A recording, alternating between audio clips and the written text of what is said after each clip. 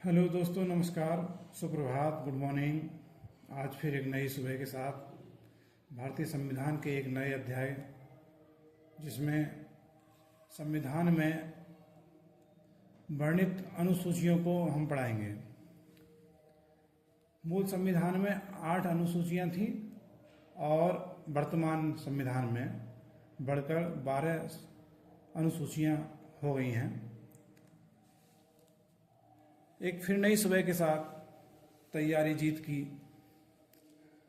एक कथन है कि तैयारी इतनी खामोशी से करो कि कामयाबी शोर मचा दे। तो दोस्तों, आज हम अनुसूची के बारे में पढ़ते हैं। इससे संबंधित एक सवाल जरूर आता है, कौन सी अनुसूची में क्या वर्णित किया गया है। अनुसूची एक में, पहली अनुसूची में भारत के क्षेत्रफल, संघ और राज्यों के क्षेत्रफल से संबंध है। अनुसूची 1 में नए राज्यों को बढ़ाना, राज्यों की सीमाओं में परिवर्तन करना, ये अनुसूची 1 में आता है। अनुसूची 2 में सर्वोच्च पदाधिकारियों के वेतन से संबंधित है कि किस पदाधिकारी का कितना वेतन होगा। जैसे वर्तमान समय में भारत के राष्ट्रपति की जो वेतन है मासिक, वो 5 लाख रुपए पर मंथ है, 5 लाख रुपए पर माह। उपराष्ट्रपति का वेतन 4 लाख रुपए प्रति माह है। और भारतीय प्रधानमंत्री की जो आय है, जो वेतन है, वो 2,80,000 रुपये है प्रति माह के। तो इस प्रकार सर्वोच्च पदाधिकारियों का वेतन से संबंधित अनुसूची 2 में वर्णन किया गया है। अनुसूची 3 में सर्वोच्च पदाधिकारी शपथ लेते हैं पद और गोपनीयता की, कि हम संवैधानिक नियमों के अनुसार ही सत्ता को आगे बढ़ाएंगे। तो सर्वोच्च पदाधिकारी शपथ लेते हैं। जैसे भारत का राष्ट्रपति भारत के उच्चतम न्यायालय के मुख्य न्यायाधीश के समक्ष शपथ लेते हैं। उपराष्ट्रपति राष्ट्रपति के समक्ष शपथ लेते हैं। प्रधानमंत्री या अन्य मंत्री राष्ट्रपति के समक्ष शपथ लेते हैं, पद और गोपनीयता की शपथ लेते हैं। इसी प्रकार अनुसूची 4 में सीटों का आवंटन होता है। भारत की राज्यसभा में अधिकतम 250 तक राज्यसभा की सीटें हो सकती हैं। उनमें 12 सीटें राष्ट्रपति मनोनीत करते हैं और अन्य सीटें अप्रत्यक्ष चुनाव के द्वारा राज्यसभा के सदस्य नॉमिनेट किए जाते हैं, चुनाव होता है। तो अनुसूची 4 में राज्यसभा की सीटों का आवंटन किया जाता है। अनुसूची 5 में जनजाति क्षेत्र के बारे में वर्णन किया गया है। जनजाति जो भारतीय संविधान में उन लोगों को जनजाति क्षेत्र में रखा गया जो जंगल में आदिवासी के रूप में रहते थे और उनकी आर्थिक और सामाजिक स्थिति काफ़ी कमज़ोर थी। तो उन जातियों को जनजाति के अंतर्गत रखा गया है। और जनजातियों को कुछ विशेष सुविधाएं देने के लिए पूर्वोत्तर राज्य के 4 राज्यों को छोड़कर, असम, मेघालय, त्रिपुरा और मिजोरम को छोड़कर भारत के अन्य भाग में जो जनजाति क्षेत्र हैं, उनके लिए विशेष प्रावधान किए गए हैं, तो अनुसूची 5 में रखे गए हैं। अनुसूची 6 में पूर्वोत्तर राज्य के 4 राज्य हैं, असम, मेघालय, त्रिपुरा और मिजोरम। इनको एक ट्रिक भी बना सकते हैं, AMTM 4 राज्य हैं, असम, मेघालय, त्रिपुरा और मिजोरम।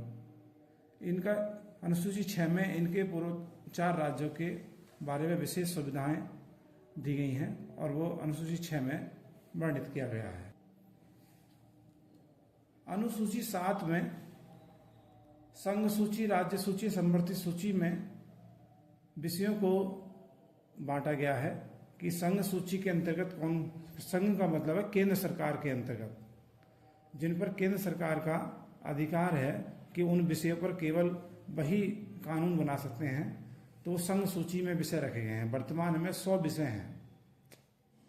राज्य सूची के विषय वो होते हैं जिन पर राज्य सरकारें कानून बना सकती हैं,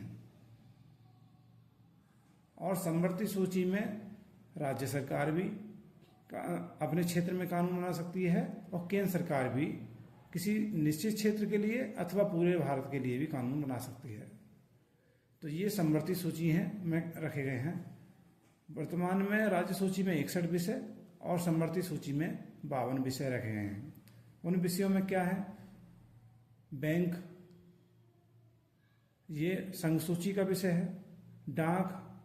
डाक खाने के विषय, जनगणना, भारत की जनगणना करना, बीमा, इंश्योरेंस, युद्ध, किसी देश से युद्ध होता है या किसी के देश के साथ संधि की जाती है, इनकम टैक्स, आयकर, नागरिकता, विदेशी मामले और बाकी जो शक्तियां जितनी बची इनसे अलग वो अवशिष्ट शक्तियां संघ सूची के विषय में रखी गई हैं।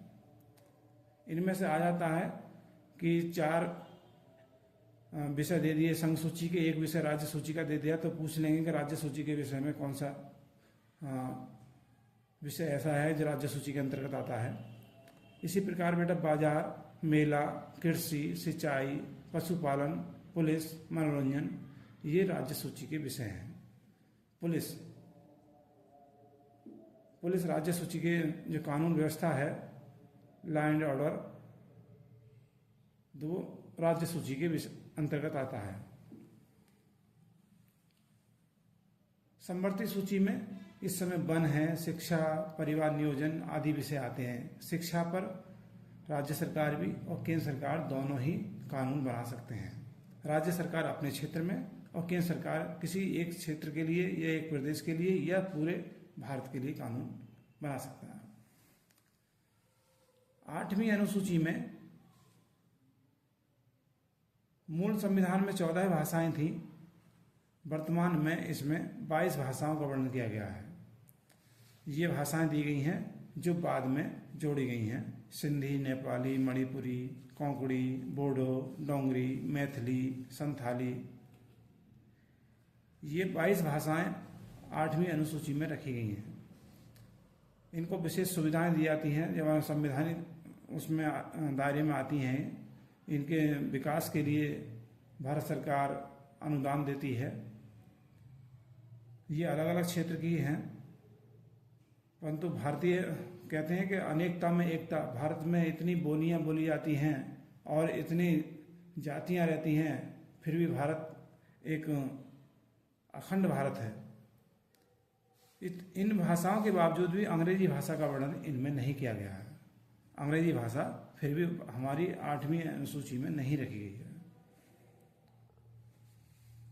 अनुसूची 9 में भूमि सुधार अधिनियम का वर्णन किया गया है। भूमि सुधार पहले जमींदारी प्रथा थी, अब जमींदारी का पूरा उन्मूलन कर दिया गया और अनुसूची 9 बनाई गई है। अब सभी को अपनी भूमि रखने का अधिकार है। किसी जमींदार के द्वारा टैक्स नहीं वसूला जाएगा। अनुसूची 10 में दल बदल कानून बनाया गया है कि कोई भी विधायक या एमपी किसी एक पार्टी से चुनकर आता था और अपने फायदे के लिए किसी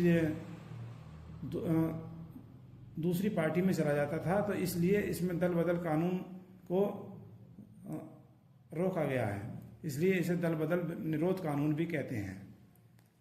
अनुसूची 11 में पंचायती राज, जो ग्राम पंचायत हैं, जिला पंचायत हैं, वो पंचायती राज की व्यवस्था की गई है, जो हर 5 साल के बाद ग्राम प्रधान बनते हैं, ब्लॉक प्रमुख बनते हैं और जिला अध्यक्ष बनते हैं। वो इस अनुसूची में 11वीं अनुसूची में रखा गया है। इसी प्रकार 12वीं अनुसूची में नगर पालिका क्षेत्र, पंचायती राज में ग्रामीण क्षेत्र के अंतर्गत आता है, तो 12वीं अनुसूची में नगर पालिका क्षेत्र के अंतर्गत आता है। मूल संविधान में 8 अनुसूची थी, जो बढ़कर ये 4 अनुसूची ये बढ़ी हैं 9वीं, 10वीं, 11वीं और 12वीं। 9वीं अनुसूची पहले ही संविधान संशोधन सन 1951 में हो गया था। 1950 में भारत का संविधान लागू हुआ था। अगले ही वर्ष 9वीं अनुसूची जो संशोधन करके इसमें जोड़ी गई है। 10वीं अनुसूची 52वां संविधान संशोधन किया गया था सन 1985 में। और 11वीं अनुसूची 73वां संविधान संशोधन हुआ था सन 1992 में। 1992 और 1993 में 11वीं 12वीं अनुसूचियाँ जोड़ी गई हैं और इन नगर पंचायती राज व्यवस्था को एक संवैधानिक दर्जा प्रदान किया गया है। इसी के साथ आज का ये पाठ यहीं पर। धन्यवाद। और अच्छा लगे तो लाइक और सब्सक्राइब करते रहें और शेयर भी करते रहें और स्क्रीनशॉट ले सकते हैं, मैं अभी डाल रहा हूँ।